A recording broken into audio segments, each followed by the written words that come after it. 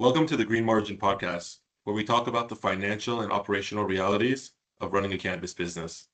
I'm Daniel Sabet, and today we're talking about something that can completely change the trajectory of a cannabis business: marketing and industry networking. In a competitive industry, it's not enough to simply have a good product or operation. Brands also need visibility, strong positioning, and the ability to connect with the right people. And whether it's through events, branding, or marketing strategy, the businesses that stand out are usually the ones that understand how to build relationships and communicate effectively. So today we're going to talk about marketing, events, branding, and what actually helps cannabis businesses grow. Joining me today is Kelly Riddle, former marketing director at MJ Biz, and currently a fractional CMO working across multiple industries and events. Kelly has spent years helping businesses develop marketing strategies, event experiences, branding campaigns, and creative positioning that drive engagement and growth. She's worked closely with both cannabis operators and ancillary businesses, giving her a unique perspective of what actually works when companies are trying to connect in the industry. Kelly, thanks so much for joining me today. Thank you so much for having me. It's such a pleasure. Yeah, likewise. So let's start with your current role. For people who may not be familiar with the concept of the fractional CMO, what does that actually mean? I didn't know the concept that much long ago, but I came from an agency background where you balance a bunch of clients. So when I learned about fractional marketing executives, it really lent to a similar environment.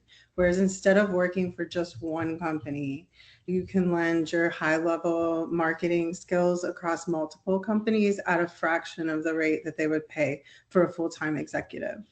So a lot of times there's companies, especially new startup brands in the industry, we're all scrappy, we're all trying to do everything, wearing all the hats as we're launching businesses. Or you might have a team with some junior level employees that have a lot of great ideas, but don't necessarily have the experience and the continuity to understand the long-term strategy, what works and what doesn't. And that's where, as a fractional, I'm able to come in and give that strategy, help design campaigns, but maybe not implement every single detail myself. The team can work hand in hand with the fractional executive. Yeah, it makes perfect sense. And me coming from a fractional background to being a fractional CFO, I can understand how that is. Because the concept here is you're working less hours, but there's no downtime there. You have an expertise, you get straight to the point, you give them the ideas that they need, and then you can use that time to work across multiple different client streams. I really love it because I'm always like, I have way too many great ideas. So I'm just trying to share them with others. But I love strategy, and really you give me a goal and I can get you there. So that's where setting it, the right goals is important, especially having a team behind that. And a lot of times, even a company with a marketing executive wants that outside view of somebody who's worked across multiple brands. So really, the great thing about a fractional is you can execute at whatever level, whether it's a few hours a month ongoing, short-term projects where you help define some of these KPIs and strategies, and then they're off rolling on their own. I work a multitude of ways, and depending on that goal is really what we zero into on what the project looks like. Yeah, absolutely. And to be more specific, what types of services are you providing to these businesses today? And where do companies usually need the most help when it comes to marketing and branding? My background is really vast. I actually have a degree in journalism and started out working for Maxim magazine. I was a crime reporter for a minute, which I really love that media background. And it brought a lot of understanding on that content approach of marketing. But I also worked as a creative director for over a decade. So I'm really well versed not only in brand vision and setting a brand identity and carrying that through, but also all the way down to the graphic side on the business. So I'm able to really tailor my background to what the client needs.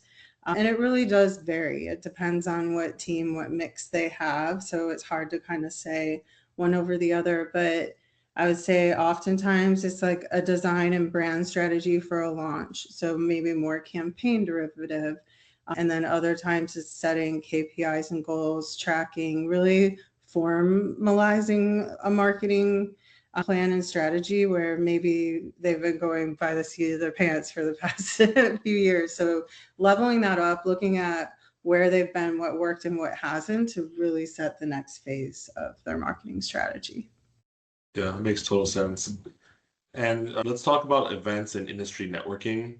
Yeah. To be more specific, I know you spent a lot of time around industry events, especially with your time at MJ Biz. So I guess from your perspective, what types of events tend to create the most value for cannabis operators and ancillary businesses that are looking to build those relationships? Absolutely. I think this highly depends on what type of business you are. Again, back to the goal, what you're looking for out of an event. So the large trade shows like MJ BizCon, you have a lot of the European ones like Cannabis Europa, ICBC. People are about to go back to Berlin. There are so many more events than there are, even when I started in this cannabis event space. Like it's really blossomed and there's a lot of options. So that's where it really comes back to what you're talking about in the opening about audience. What audience are you looking to go after? So a lot of times ancillaries might say, I need to be at this certain event. If there aren't any buyers and you're a lighting company and all the buyers are either not there or they're also exhibitors at the event, you never want to be that guy walking around while somebody paid for a booth trying to sell them, like so really zeroing in on who the audience is of the event. Are you looking to reach consumers or do you want to reach other B2B in the industry? So the great news is there's a ton of options. Also, I would look at regional. And again, this is where it comes down to budget. I know some companies that maybe they work across several different spaces and they can't go from show to show. They might go to just one large one a year. Other brands, if you're focused on New York, like why are you going to an event in Vegas unless you're looking to buy some equipment or something at the big show? You focus on your market, your area, and to attend one of the regional events where you can reach retail buyers if you're a brand. So there's a whole gamut. And then I work in emerging markets where I live now in North Carolina. I have a North Carolina Cannabis Business Chamber. So where we sit is very different. It's a lot about getting at the table with other policy decision makers, bringing in state legislatures, local, from law enforcement to public health officials, because we have a lot to talk about and solve fairly quickly. And that's why I am launching Root and Rise, which is an event July 23rd to 25th at Roanoke College in a town called Salem, Virginia. It's in the beautiful Blue Ridge Mountains. So we're doing a 2.5-day symposium on emerging markets, bringing exactly that to the table, alongside with a lot of incredible medical researchers. I've heard a lot that there's no medical research on cannabis. And while it is very limited, there's actually a lot out there. So we want to bring these voices all into one table and really share this content that's so vital right now for these markets. Yeah, absolutely. One thing I wanted to get your perspective on overall is just because the world has changed so much in the last, call it 10, 15 years. As technology has improved, I feel like that in-person networking feeling has diminished little by little. This goes back to even people who are dating, online dating versus meeting people at a bar or meeting them at a public setting. I feel like everyone is in their own world. And then when it comes to networking, even in work, people prefer to do it through LinkedIn, online, where almost that in-person feeling almost feels awkward. I guess from your perspective, how important is the in-person networking in the cannabis industry with these events that you have? I think it's getting more and more important, especially with the dawn of AI and things like that. It's hard to even know what's real in your inbox, to be honest. I'm always like, did that person write the email or is this some AI thing? And I think the seeing, touching, feeling, hearing, having your senses interact, whether that be a eye-to-eye, face-to-face conversation, building those experiences and memories is crucial for whether it's a brand making an impression or fostering a sales relationship. So I feel like it's driven more and more people. We also saw COVID do this. MJ Biz, one of their best years was coming out of COVID because everybody was dying for that in person. Now it's kind of everywhere. So it's more about choosing. You don't have to be everywhere. Just make a big impact on the places that you can go. Look at some of the smaller rooms. Now that I'm kind of on the outside, what I saw is a lot of the events in smaller spaces, people came away with bigger ROI, more impactful conversation, deeper relationship building. So don't rule out the micro events. I think that there's a lot of power there, and that's the space I've been working in since I left MJ Biz. Very well said. And I couldn't agree. I couldn't agree more. That personal touch, I feel like, really gets the job done. And yet, maybe you're right. Maybe with all this AI stuff, things will start reversing back to now that everything just feels fake. You need that in-person feeling to really validate any decision that you make. Yeah, it's been really fun to watch trends in marketing where, remember when your mailbox was like so filled with all the marketing mail and literature, and then we went down to all I get is bills. I kind of missed the spam in my mailbox a little bit. Now we're back to where there's so much digital that the human behavior changes. You get good at ignoring the things that pop up and zeroing in on what your focus is on. Then going back to something like touching that piece of mail in the mailbox, now that stands out. It's ever changing. I think always a multitude of touch points is going to win over a singular, but definitely don't underestimate the power of events. I think it's very critical to meet people face to face. Yeah, absolutely. Now you've worked on branding and creative strategies that have helped operators grow. I know we spoke about this in the past. Can you talk about how strong design and marketing strategy can directly impact a company's success?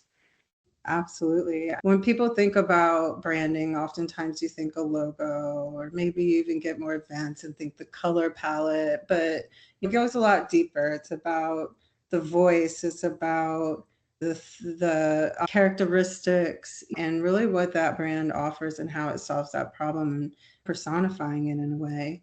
And I think that talking to people where their comfort is. I used to do a lot of different newsletters, and certain ones like retailers, they did better if I emailed them at night. They like the 7, 9 o'clock because they're probably finally off work. Whereas the more financial side, they like the 10 a.m. email. So a lot of it is about differentiating and segmentating and making sure you're reaching the audience. And then I always lean into power of emotion. So that could be humor, it could be something compassionate or touching, or just that thing that people can connect to. I think that's critical for what I like to refer to as mind share. And then driving back to experience, even if it's an online ad, what kind of digital experience can I drive to? You have the dawn of things like NFTs, like how do I make this coin that unlocks something? The world is wide open on how you can generate experiences that really cross space and time. And I feel like when you work those into live events, that's when it comes full circle. Yeah.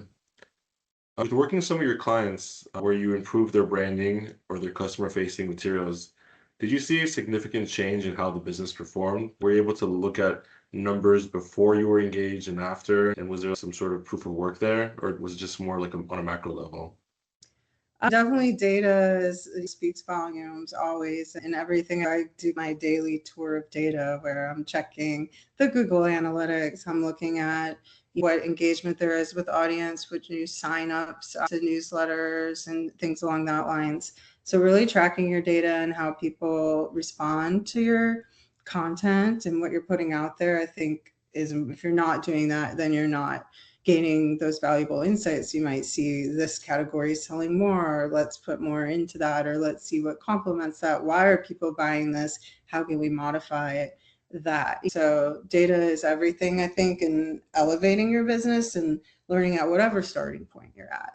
To keep drilling into what works, letting go of what doesn't work. I think it plays the game, but I've seen the simplest things like taking one example is moving links from just like linking the link in the body to a little link at the end of an article with a carrot boost click-through rate by double. So sometimes the smallest things make a big difference. I'll also say it's not always what you think will win that is the winner. So that's where testing, you have to see, breathe with your audience and really understand what moves them, whichever that market is, and really lean into that.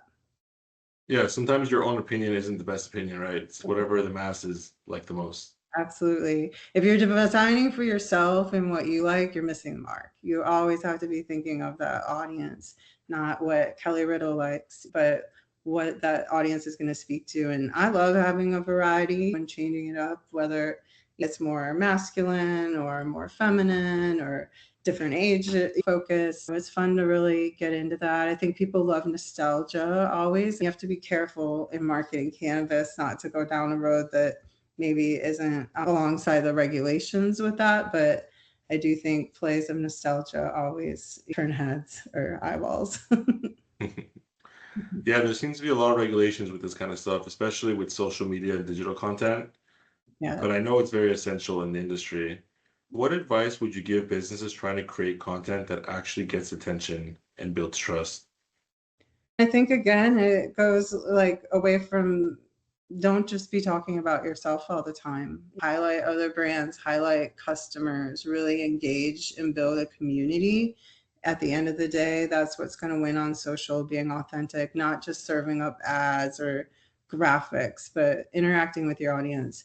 I'll say some well-positioned comments on really viral content. Surprisingly, little things like that might draw a lot of people back to you. So like staying on edge. Sometimes you can't have a social media manager that can be dialed in all the time, but make sure you are looking at other content and what's out there. And in this industry, it's riding more waves of what's legal, what's not, what platforms say it's okay, what are shadow banning. I think I launched a TikTok page and one post and was shut down in half a blink of an eye. And I went to the HubSpot conference and actually chased down the TikTok people and got some news that made me feel like maybe there's not a lot of hope of much changing there in a long time. So how do you work around that and leverage educational content, being careful with your language? Really, I feel like building off each other, that's where the community comes in. Like, we all find each other out there. You sniff out the cannabis people. And digitally, that happens too by connecting with who your peers are connected with. So even without using searchable terms like weed or cannabis, people tend to find other people. Very well said. I wanted your advice for all the businesses. Any company that's trying to improve its marketing and industry presence, what's one thing they should focus on first? I would, what do you call it? Do a survey of the audience and ask them, especially if you don't have a lot of data. Make sure that you're listening before you're taking action and looking at that. I think if you just change to change, again, you risk missing the mark and now you've created brand confusion. So think long and hard. That's also where nostalgia often leans in, where brands can really tap back to their roots. Now, in this industry, that might only be 5 years, but things like Sonoma Hill Farms, like they're tapping into this legacy 100-year farm and really telling that story. We have Reaver in New York that's sun grown, New York grown, like telling their stories behind the brand. Those are just two small examples. But yeah, I think being authentic, listening to your audience, hearing what they want, and then delivering on that. Very good. And before we wrap up, what's one marketing mistake you think cannabis businesses make way too often? Cannabis in particular, I think the first thing that comes to mind is making everything about yourself. I had a whole newsletter called the MJ Biz Buzz. It's taken a different turn now, but we try not to mention MJ BizCon in the newsletter because people don't want to be sold to all the time. And when you're like sitting here pushing things to them, just buy me that's the quickest way for somebody to unengage. So again, tell customer stories, engage with your audience, highlight them, find a way to build up and showcase your community versus just talking about yourself and serving up a very one-way conversation. I'd also say lean into some of the creators in the industry, support small events like the sponsorship, and that makes a difference. We can't have these experiences without people sponsoring. That's where basically the affordability comes in to put them on. So support those businesses and make sure you're doing your part and resharing and kind of building the industry all together. Kelly, thanks again for joining me today. Thank And you. thank you to everyone for tuning into the Green Margin Podcast. We'll see you next time. Sounds great.